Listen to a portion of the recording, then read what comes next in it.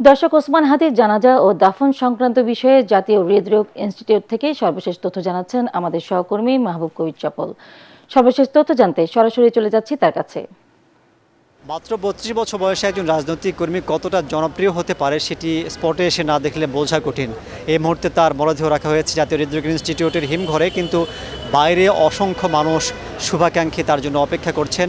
তাকে দেখার সুযোগ হবে না, সরকারের পক্ষ থেকে বলা হচ্ছে যে তার মরদেহ সাধারণ মানুষকে দেখানো হবে না, তারপরেও এখানে তারা ভিড় করছেন। তারা যেটি বলছেন যে গত এক বছরের বেশি সময় রাজনৈতিকভাবে যে শক্ত অবস্থানের জানান দিয়েছেন হাদি, বিভিন্ন রাজনৈতিক দলের দুর্নীতি অনিয়ম নিয়ে কথা বলেছেন, সেটি আসলে তাকে জনপ্রিয় করে তুলেছে। এই হাদির মরদেহকে কেন্দ্র করে আর যাতে বিশৃঙ্খলা না হয় সেজন্য আইনশৃঙ্খলা বাহিনীর পক্ষ থেকে সর্বোচ্চ ব্যবস্থা নেওয়া হয়েছে। আমরা ভেতরে গিয়েছিলাম, সেখানে প্রচুর আইনশৃঙ্খলা বাহিনীর সদস্য মোতায়েন করা হয়েছে, আর্মি, পুলিশ এবং সেনাবাহিনীর সদস্যরা, যাতে করে হাদির মৃত্যুকে কেন্দ্র করে যে শোক হবার কথা সেই শোকের পরিবর্তে যাতে কোনো ধরনের বিশৃঙ্খলা না হয় সেজন্য সব ধরনের ব্যবস্থা নেওয়া হয়েছে। আসলে এই রাতেও মানুষ কেন এই শীতের মধ্যে এই হাসপাতালের সামনে এসেছেন, আমরা একজন দুজনের সাথে একটু কথা বলতে চাই কেন তারা এখানে এসেছেন। আওয়ামী লীগ আমার বাড়িঘর ভেঙে দিছে, আমাকে ধরে নিয়ে গেছে, মামলা দিছে, এত ব্যথা লাগেনি।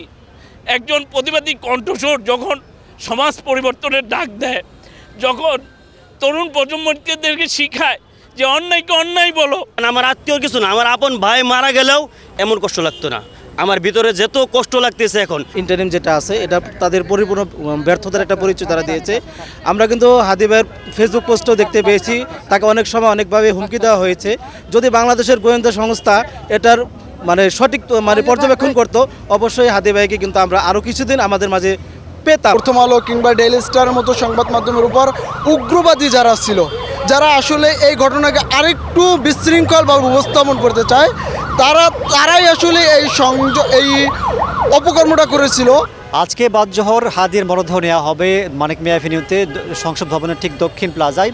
সেখানে তার প্রথম জানাজা হবে, যেটি এই জায়গাটা আসলে নির্ধারণের কারণ হচ্ছে যে প্রচুর মানুষ হবে বলে ধারণা করা হচ্ছে।